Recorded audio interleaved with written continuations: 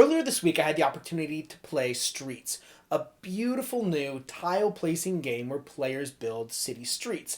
Not only that, but I got to play the deluxe Kickstarter edition, which is even more stunning. But is the gameplay as good as the components? That is the question that I'll answer in this video.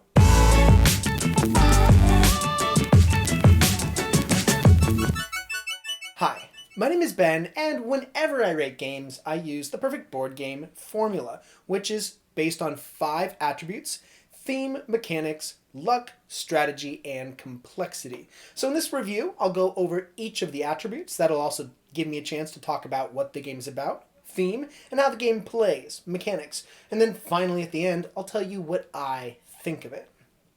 So, getting started with theme. As I mentioned in the introduction, the game is all about building city streets, and the designer, Haakon Gaarder, did an excellent job of giving the components lots of character to amplify this theme. In the deluxe version, extra care is taken so that each type of meeple, or citizen for the city, is given extra character. So you've got the hipsters and the families or the parents, the tourists, and each one of them is absolutely adorable. Then every single tile that's placed in the game is a unique building with characteristics on how it's scored and unique artwork. I really like that a lot. And even as the person who brought it to our board game night took it out of the box, I was drawn in.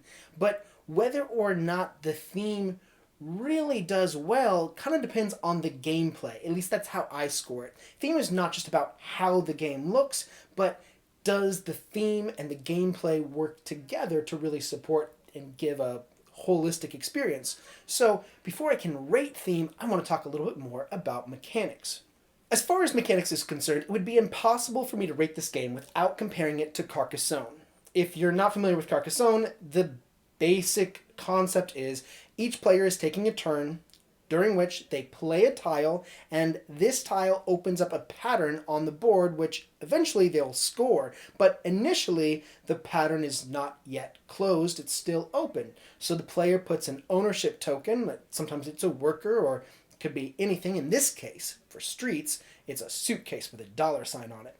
They put it on there in their player color, and as play continues, more and more players are placing tiles, and this open area grows and grows in value and in size until finally a tile is placed that completes that area. And when that completion occurs, all players score. That's kind of the idea of Carcassonne, but what's happening in Streets is, whereas in Carcassonne there are only a few different types of patterns. There's cities, streets, monasteries, farms, right? In Streets there's only one pattern, a street. And the way the street gets points is based on the types of tiles that compose the street. So each building has a different scoring mechanism. Every time a building is placed, one of the citizens from the supply is added to the building matching the color of that building space. And if there are more than one icon, more than one citizen can be added there. Now, a street can be limited to 5 tiles. At 5, the only option is to close the street. You can't go on 6, 7, 8 tiles like you can in a game like Carcassonne. So when a street is completed, that's indicated whenever another street is laid perpendicular to the ends. So a perpendicular street to one end and a perpendicular street on the other end completes a street of up to 5 tiles. So at the time that the street is closed, all of the citizens are going to have an impact on the score too. But here's the really big thing. The person who closes the street gets to take all of the citizens and place them on new buildings matching their type. So the person closing the street has a lot of power there. Another thing that makes Streets very different is in Streets you always have a hand of 3 tiles. So in a game like Carcassonne you're drawing from the bag and immediately placing. Here you've always got 3, so you have the option of choosing any one of the 3, placing it anywhere on the map, and then after you've placed, drawing another tile to replenish your hand. That's a really nice way to mitigate luck, so that you don't just have a crummy tile, but you can choose from among the three. Now, if I were to leave it at that, this gameplay of playing a tile, putting a citizen on the tile, and then drawing a new one to replenish your hand, and your turn's over. That makes the game really quick and easy. It's really simple gameplay. But the thing that changes the fluidity of how the game is played is the scoring. So again, Carcassonne, you've only got a few different pattern types.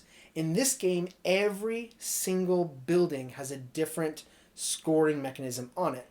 Every player goes down and they have to score. So this takes time. The first player is going, okay, well, look, I'm scoring for every pink building, and so we've got pink buildings here, and then they're scoring for the number of meeples on their building, and that's theirs, and they take that off. And then the next building, okay, I'm scoring all of the blue buildings, and so they score all the blue buildings, and then they take theirs back. And then the next person, and the next person, and the next person.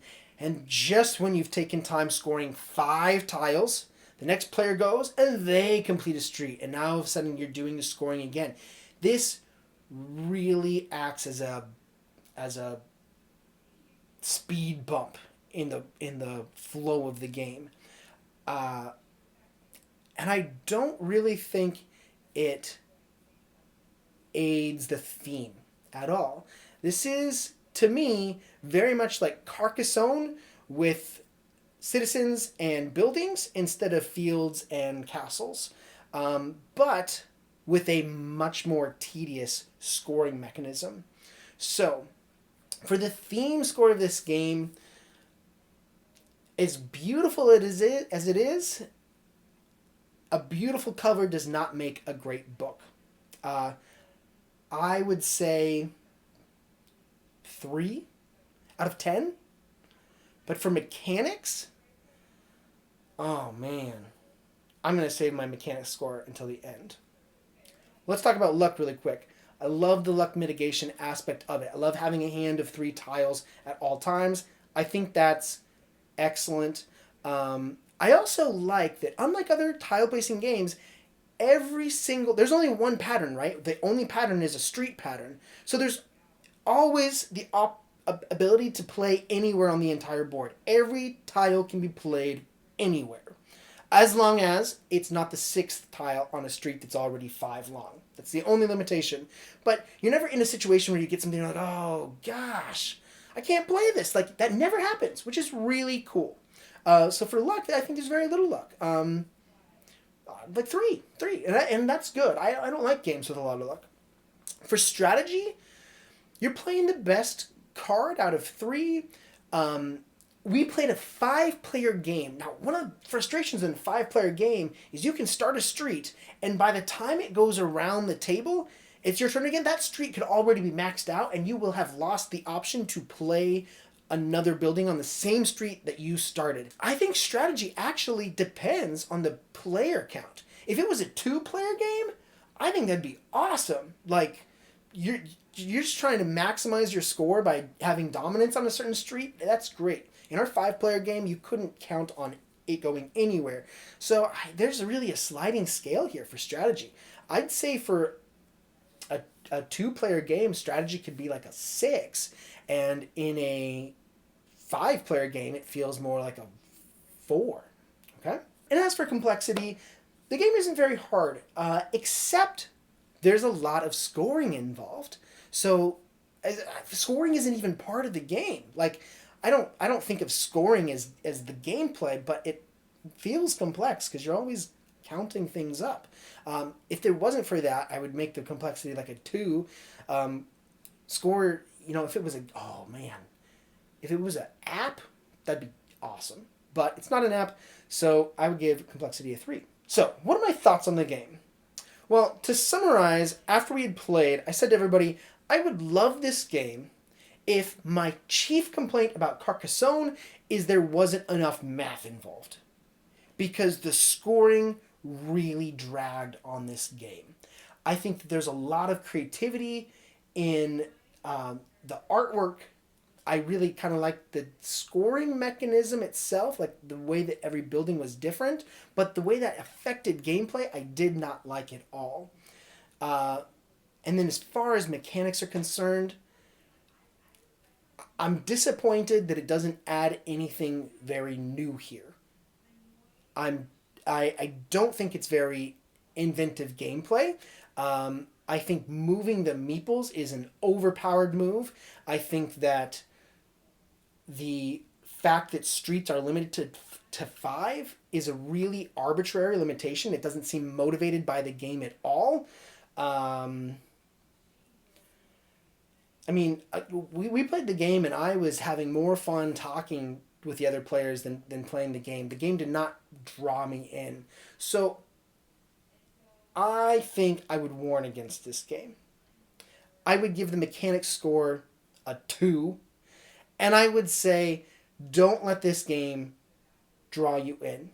Try it before you buy it because I was really disappointed. I had my hopes up. I wanted it to be awesome. I wanted to love it. And, it's my thoughts. So, thanks for watching this review. I will always be honest with you. If you'd like to learn more about what I'm doing, go to theperfectboardgame.com and see what's going on over there. Thanks again for watching. Take care. I hope to see you next time. Bye-bye.